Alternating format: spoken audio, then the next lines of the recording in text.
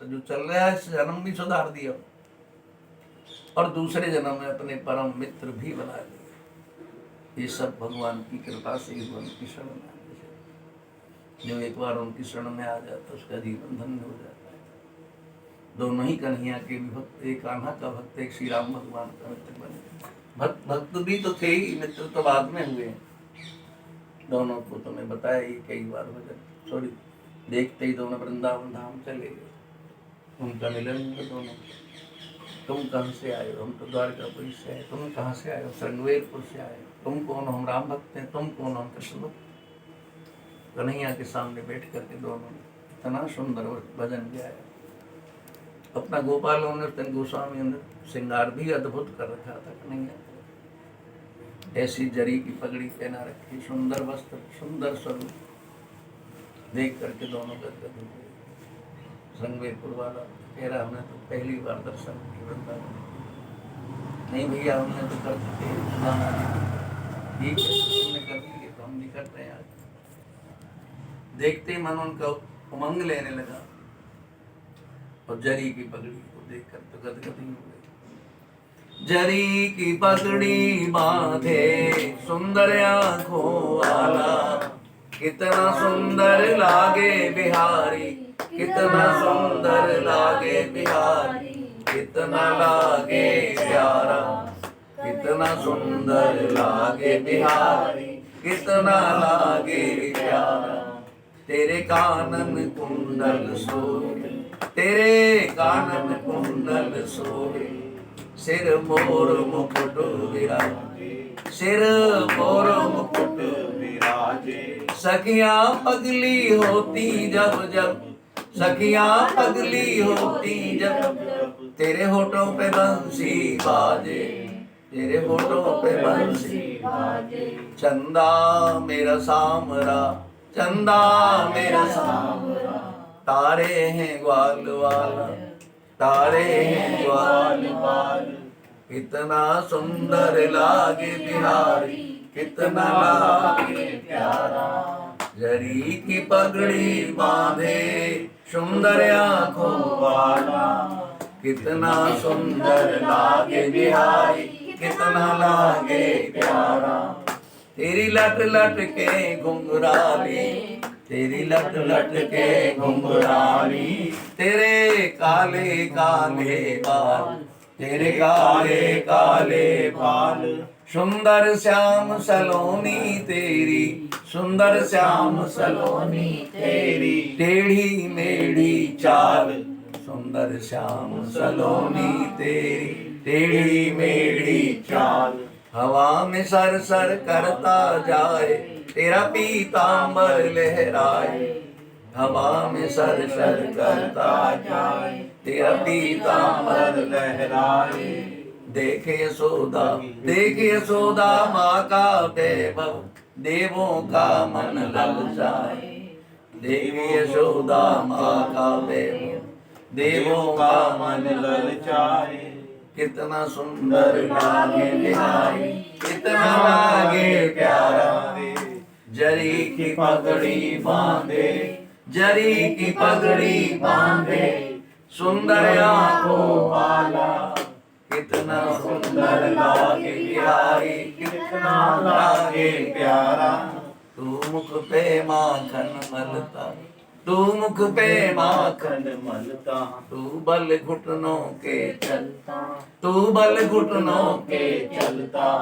तेरे माथे चंदन सोहे, तेरे माथे चंदन सोए। आँखों में काजल डाला, आँखों में काजल डाला, कितना सुंदर लागे बिहारी, कितना लागे प्यारा। जरी की पगड़ी बांधे, जरी की पगड़ी बांधे, सुंदर आँखों वाला, कितना सुंदर लागे बिहारी, कितना लागे प्यारा। तू जब जब बंसी बजाए, तू जब जब बंसी बजाए, मोर भी नाच नचाए।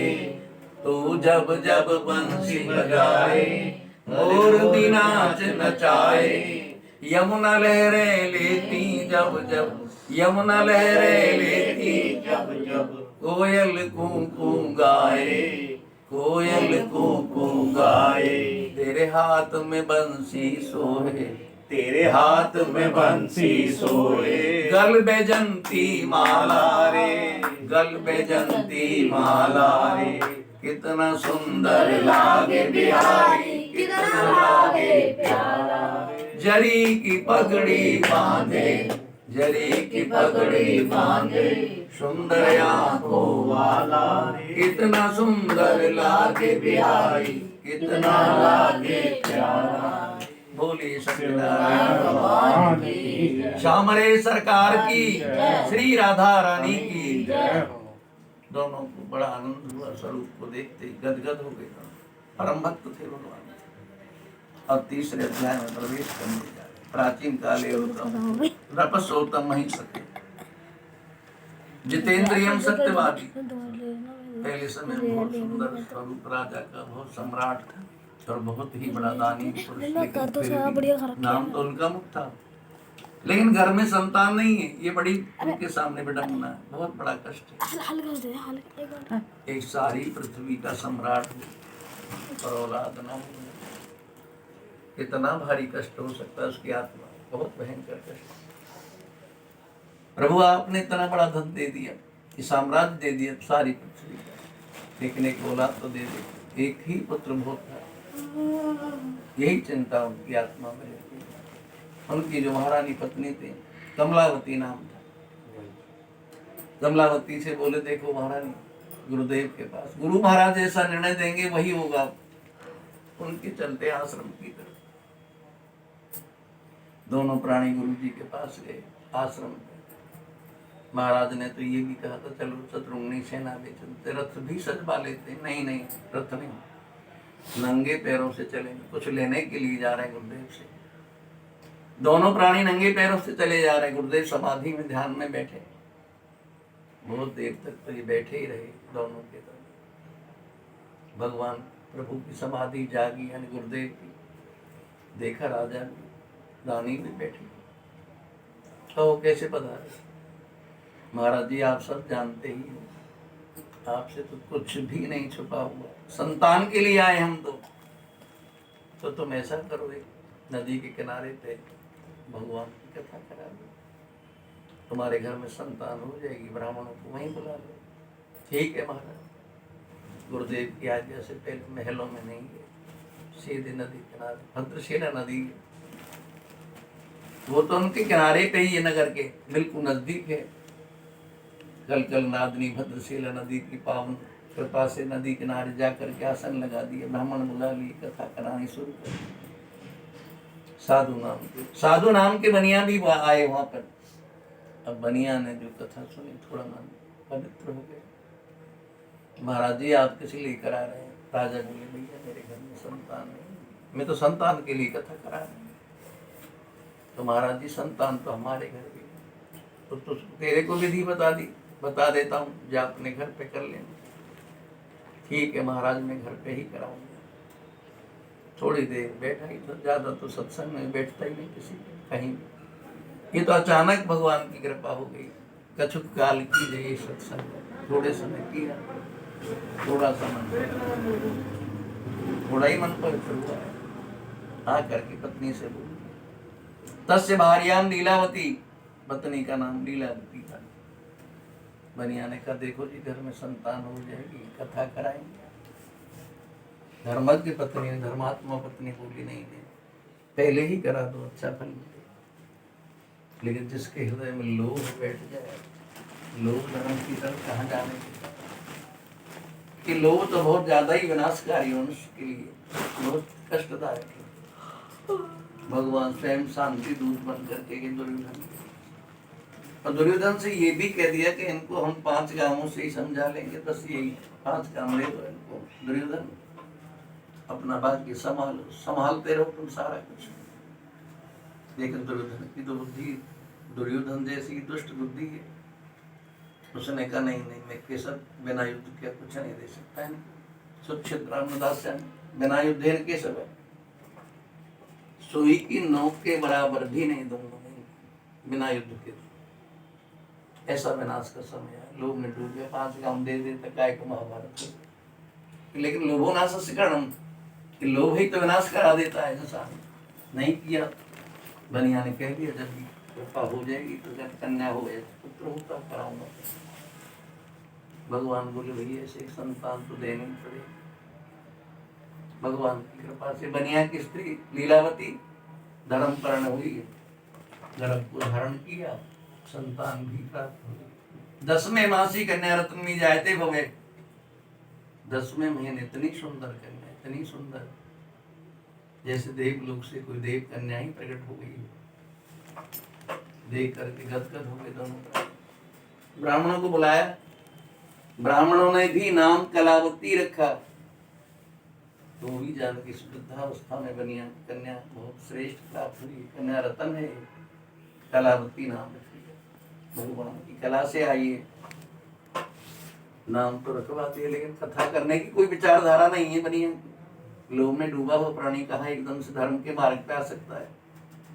पत्नी तो कहती रही, नाम रखवा दिया, चला गया व्यापार के लिए। अब तो कन्या की शादी हो जाएगी जब कथा कराऊंगा। पत्नी बोली ठीक है, जैसी तुम्हारी इच्छा हो, मैं ज्यादा भी नहीं कह सकती। जो धर्मात्मा है, पतिव्रता नारी है, उसको ज्यादा कह सकती भी नहीं। ठीक है जब करा लेना। तो चले गए व्यापार के लिए। अनेक वर्षे पे वादनाभ्यंतरम, अनेक वर्षों के बाद आए बनिया। जब आए, जब शादी के योग्य हो गई ये कन्या, आते ही कंचनपुर नगर से, कंचनपुर पहले कलकत्ते से ही खा, बस वहीं से अच्छा वर देख लिया, शादी भी कर दी। शादी के बाद कोई विचार नहीं, कथा। पत्नी बोली देखो जी कथा को, जो तुमने कहा है वो संकल्प पूरा कर दो। ये भगवान के सामने कब तक छल कपट चलेगा? मनुष्य का मनुष्य तो चल नहीं रहा आज के जमाने में, तुम प्रभु से छल कर रहे हो। नहीं, मैं अपने जमाई को व्यापार करना सिखा देता हूँ, तभी कराएंगे, तब कथा कराऊंगा। भगवान की जान ली कथा करने वाला ही नहीं है, इसे तो लीला दिखानी। ये व्यापार करने के लिए चले गए दोनों चंद्रकेतु महाराज के नगरी में, रतनसार कोई। भगवान ने सोची लीला तो दिखानी चाहिए, नाम भी नहीं लेता। कथा की बात तो छोड़ो, हमारा तो नाम भी नहीं लेना चाहता ये। तब भगवान ने अपनी योग माया से 2 मायावी चोर बनाए, खजाने से चोरी कराई राजा के, धन भी रखवा दिया मायावी चोरों से। धन कोई साधारण धन तो है नहीं, हीरे जवाहरात का धन है, राजा के खजाने का अमूल्य धन है। अब तो भाइयों ने देखा राजा के खजाने में चोरी हो गई, सारे नगर की तलाशी हो रही है, सारा धन बनिया के पास, दोनों जेल में बंद कर दिए। ये भी नहीं कहा तुमने चोरी की है, नहीं कि दोनों बनिया जेल में दुखी हो रहे, घर पे दोनों माँ बेटी दुखी। एक दिन कन्या कलावती किसी ब्राह्मण की पड़ोस में चली गई, जैसे यहाँ पर भी कोई आ सकती है बच्ची, जाकर माँ से कहा माँ तुम कथा कराओ। माँ ने कहा बेटी तेरे पिताजी तो आए नहीं, तेरा पति देव भी नहीं आए। नहीं मातेश्वरी कराओ तो सही, जब भी आएंगे। मैंने कथा सुनी, माँ बेटियों ने कथा कराई। बाद में वरदान में कुछ नहीं मांगा, यही कहा जहाँ भी हो शीघ्र घर आ जाए, दोनों आ जाए घर पे, यही हमारी मांग है, यही हमारी सबसे बड़ा आपसे प्रार्थना है। भगवान बोले भैया छुड़ा देना, छुड़ाना ही पड़ेगा, भक्त के ऊपर तो कृपा करनी ही पड़ेगी। लेकिन उन दुष्टों को तो मेरा नाम भी नहीं स्मरण होता, चिंतन भी नहीं करते। लेकिन बड़े दयालु, सपने में दर्शन दे दिया राजा। राजन दोनों बनियों को जेल से छोड़ दो, चोर नहीं, ये मेरी माया से पड़े तेरी जेल में। सवेरी दोनों बनिया जेल से छोड़ दी और धन को लेकर समुद्र के किनारे नाम में रखवा दिया राजा। भैया तुम अपने घर चले जाओ। ठीक है महाराज, अपने घर चले जाएंगे। प्रणाम करके राजा को धन को लेकर जैसे ही चलने वाले थे, एकदम से भगवान परीक्षा आ गए। दंडी स्वामी परीक्षा को, भगवान दंडी स्वामी करके आ गए। धन तो भरा ही हुआ ना। इति श्री गंधे देवाखंडमणते, 3रा अध्याय समाप्त। हरे नमः। बोलिए सत्यनारायण भगवान की जय। वृंदावन बिहारी लाल की, श्री राधा रानी की, श्यामरे सरकार की जय। चल दिए। दंडी स्वामी ने देखा परीक्षा करनी तो पड़ेगी। दंडी स्वामी बनकर के भगवान बोले भैया तेरी नाम में क्या है? लोभी का है तो सत्य बोलेगा, लोभी कभी सत्य नहीं बोलने वाला।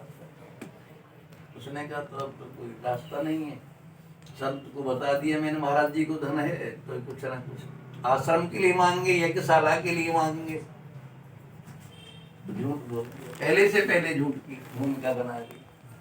महाराज लता पत्रम भवेत न जानामि धनम, मेरी नाम में तो लता पत्र भरे हुए भगवान, धन तो है नहीं जो मैं आपकी सेवा करूं। भगवान बोले ठीक है, हमें क्या लेना तेरे धन। तथास्तु कह दिया भगवान ने। एकदम से देखा बेलपत्र भरे प्रेरणा, बनिया तो देखते धाम से जमीन पे गिर गए, रोने लगा है मेरी नाम में इतना धन,